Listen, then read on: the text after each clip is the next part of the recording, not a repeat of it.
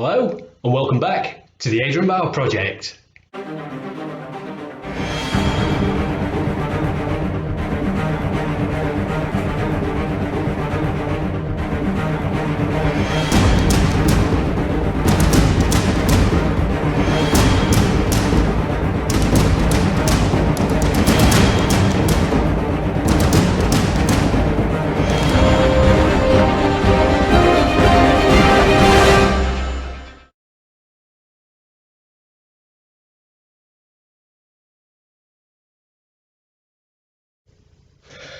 Hello. Many thanks for choosing to click on my thumbnail and to watch my content. All very much appreciated. Okay, so this is the 7th and final part of our starter build using the Airfix Supermarine Spitfire, if you've been following along. For those of you playing catch up, I will be putting a link to the last video up there somewhere so you can see what we did, and I say we could take it from there. So if you remember from last time, I left you a little bit of homework to be done. I showed you how to do the underside of the Spitfire, and I said now your homework for you to have a go yourself and do the upper side. So you should have something that looks like this. If not, a hell of a lot better. You'd probably be a hell of a lot better, because painting isn't my strong point at all. I'll be the first to admit that.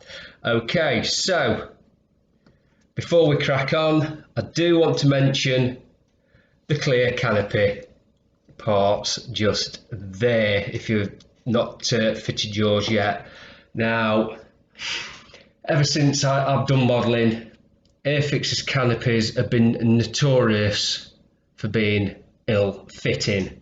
I thought with this being a new tooling, it's a cracking little kit, that they may have addressed that problem and it had just slipped into place, no problem at all.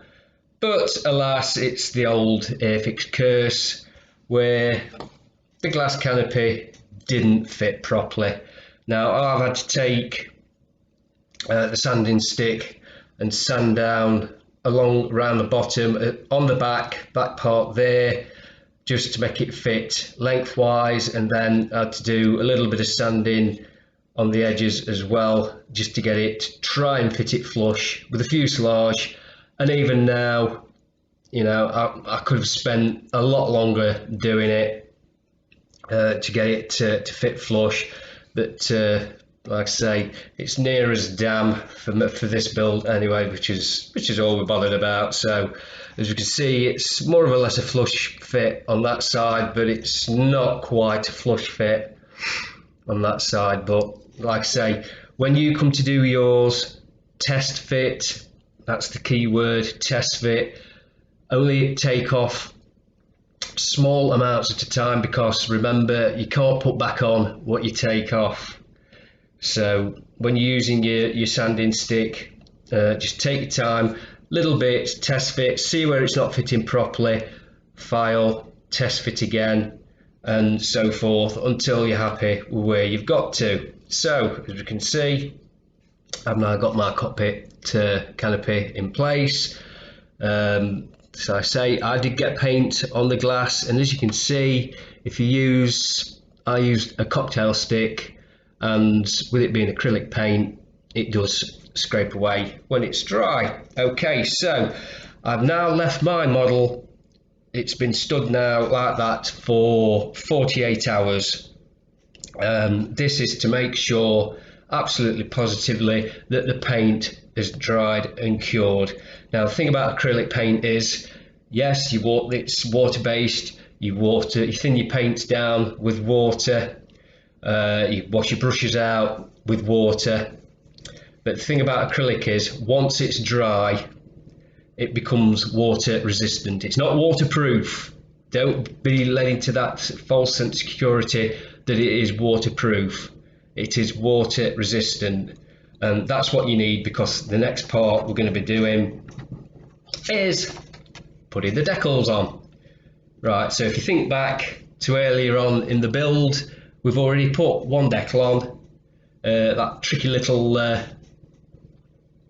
dial decal in there that now you've got your canopy in place, you can barely see. So there we go. So what we're going to do, we're going to go over that again, and I'm going to show you what to do. So all the information you need for your decal placements is on the back of the box. Just take your time and follow it. So just for this once, I'm going to be doing that decal just there, which is number 1, and it just happens to be just there. So as before, you don't have to get right up to the decal, just leave yourself a little space. There we go, cut around it. So we've now got your first decal ready. If you've got a pair of tweezers, they'll be really handy on this, and we've got our cotton buds ready as well, and we've got a little dish of warm water, not hot and it's not cold, so it's warm. So here we go. So we just put our decals in there for about 20 seconds. That'll give the time. Excuse me, I've got a bit of a runny nose again. It is one of my life's problems. It'll give the time for the backing to soak and for it to release the decal. So there we go, that's probably been in there. I think we're getting on for what, 15 seconds now, 20 seconds, something like that. So we can take it off and put it on to the kitchen roll there. Now, just before I put it on, there is one problem that you do get with putting decals straight onto paint. Now, if you're going to be carrying on doing modelling as a hobby, and I really hope you are, then you will learn about gloss varnishes when you've done your paint, seal your paint work in, and then you can put your decal on top of that.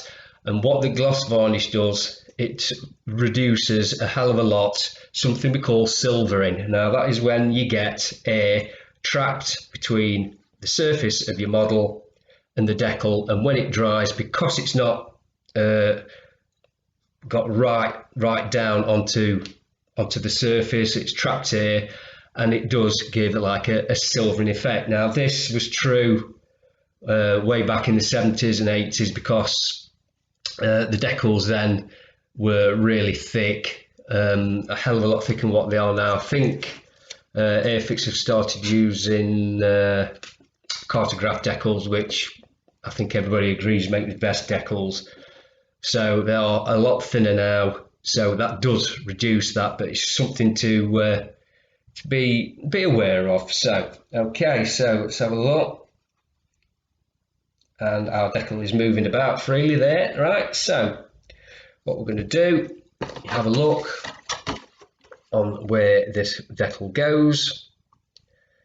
So you can use all your panel lines across there. That is sort of just that bit there. So what you want to be doing is trying to get your decal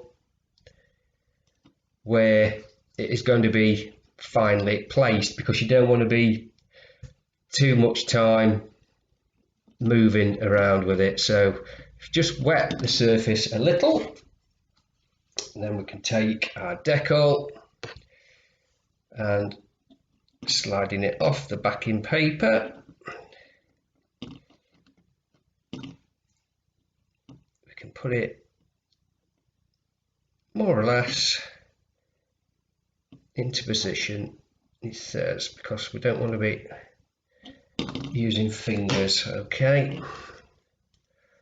so sometimes you're going to have to use your fingers. I'm sorry, I know I've said not to before, but there we go. So hopefully, if we can compare it to the diagram, we're going to have it as it shows you in the diagram. You do have a little bit of wiggle room. There we go. Right, so once you've got it into position, chin's the wet end, that's the wet end, so what you need to do is roll a cotton bud across your decal, forcing out any air bubbles that you can. Don't press on too hard, or you will move your decal. But there we go. So when you're happy, you've got it in the right place. So we haven't got the roundel isn't on the aileron there because that would have gone up and down. You're happy where the positioning is, just there. That's how it looks.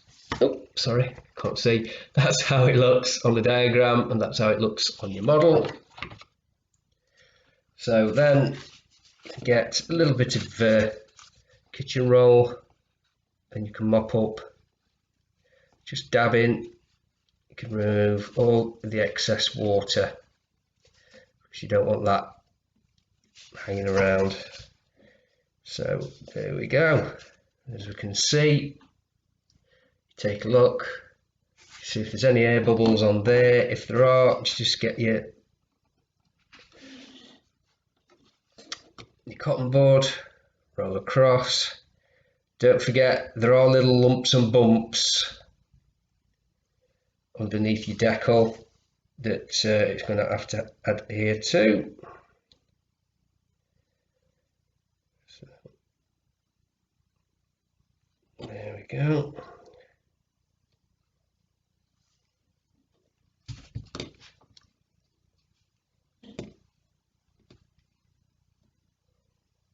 Trying as much as you can to get rid of any trapped air that's under there.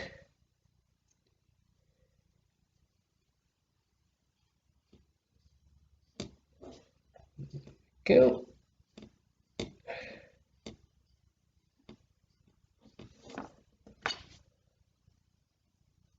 So on there. Now that looks like I've got a crease in it, so that's going to have to come out.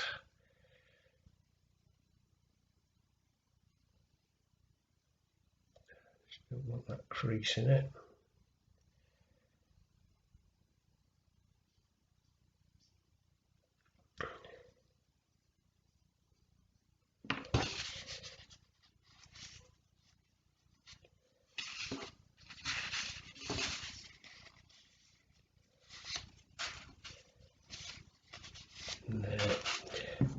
I don't think it's actually a crease what I've got on mine. I think it's just where the paint for the camouflage is gone. I'm just going through that with that. So there we go, and that'll be your first decal on there like that. So that's your first one down, and then you've got all these to go.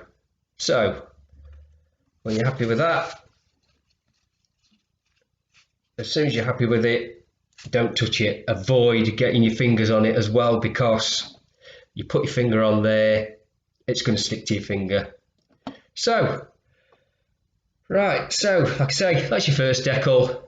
I'm going to go away now and put the rest of the decals on. So the next time you see me, which will be in a mere instant, all the decals will be in place and the kit will be finished. And there you have it, your completed Spitfire. You've got all the decals on. Now what I suggest is when you finish your decaling, put it to one side for 24 hours, don't touch it, don't keep going up picking it up, because the decals haven't dried and they will stick to your finger, like I said before. Just a little tip for the ones on the side, just make sure that you get them lined up properly. If you get that one into position like it shows you on the back of the box, then when you come to do the one on that side, if you just have a little look on the top and you get the roundels, which are the target shaped markings there, lined up with one another there, as you can see, one there is down, then I'm in the right position, and it's going to help you out a lot. Now you're going to want to show off your finished work to your friends. So what I suggest is, whenever you pick this model up, two things to remember is it's not a toy, it is fragile. There are lots of things on it that are so easily knocked off, so just be careful when you pick it up. If I was going to pick it up, I'd just use the tips of the wings here and keep away from, let's say, the decals, because you don't want to be running the risk of damaging them. Even though they are in place and they are dried, over time they may have a tendency of peeling away because they've come dry. So just a thing to consider. And as you can see from mine as well, I don't know if it's going to pick it up, I have done a little aerial wire on mine from the aerial mast to the tail there. I've done that with some thin elastic. You could use, I don't know, a bit of cotton or some really fine fishing thread, or not bother at all. It's just up to you. It's just an added little touch. So there we go. That's your completed Spitfire. And in time as well for Remembrance Sunday, which is Sunday the 8th this year. So I'll be putting this up on Saturday night. So you may be seeing this Sunday morning, which is Remembrance Sunday. I didn't plan that, it's just a happy coincidence. So there you go, that's your completed build. Hopefully you had a lot of fun and a lot of enjoyment in making it. So what's going to be your next decision? Well, you can either say, I've had a go, I've made mine, something to pass the time, and then you go and do something else. But hopefully, I really hope that you're going to take the second option and think, I really enjoyed doing that. I want to build more kits and I want to make modelling my hobby. So what would your next move be? Well, if you're going to take any advice from me at all, I'd say go out and buy yourself some more starter kits. Don't forget that's your very, very first kit you've ever made. So you need to get a bit of practice in before you move on to anything more technical, more difficult. And like I said, starter sets are an awesome way of doing it, because they are usually a skill level 1. There are others as well that you can buy. I've seen a helicopter starter set by Airfix. I wouldn't have put that as a starter set myself, because that is, I'd say, an intermediate build, that helicopter. But there we go. Sorry about the sniffles. Time of year, as always, it's just natural occurrence with me. Anyway, so what would you do? So you could go out and buy yourself a Messerschmitt BF 109 E3. That's a dogfight double that would go with your Spitfire. Now this is an awesome little kit, fantastic little kit. This is, in ways, I think it is actually an easier build than the Spitfire, mainly due to the fact that on the Spitfire, if you're going to be doing it properly, then that little joint, the seam line, the join where the two fuselage halves that go together would need to be gotten rid of. But because of the design of the BF 109, that seam line down the spine of the fuselage and underneath was actually a feature on it, so you wouldn't have to bother and worry about cleaning that up. But you might say, I've already made an aeroplane, I want something different, so why not have a go at a tank? Excuse my sniffles again, sorry about that. Cromwell Mark IV was the British main battle tank for World War II. Nice little kit this, and the good thing about it is the colour scheme, it's just one colour for more or less everything. There are other little colours in. We got the black for the tracks and just the tyres around the wheels and whatever, but for the main part that's just the one colour. So you may want to give that a go, see what you can come up with that. Or you can have a go at building a King Tiger. Now this is an awesome little kit as well. It go well in a little diorama if you wanted to do with your Cromwell. The paint design on here is a little more complicated, but basically all it is you got your buff colour base, and then the green and the brown is more or less similar to what you did on the Spitfire for the camouflage. So if you look at that and think, oh, I can't do that, it's no different from doing the camouflage on your Spitfire. You're just doing it on the tank. And say you get all the paints and glues and everything that you need in your sets already, so you're not having to go out and buy extra paints and the like, and it's giving you a bit more experience under your belt with the kits. And that's the end of today's video. I hope you all enjoyed that one. Please remember, if you haven't done so already, to subscribe to my channel. It'd be very much appreciated, and also don't forget to ring that little notification bell. Also, if you've got Facebook, you can follow me at Adrian Bow Project, and if you've got a Twitter account, you can follow me at Project Bower. So, with all that in mind, I'd like to thank you all again for watching, and here's to seeing you all again on the next episode of the Adrian Bow Project.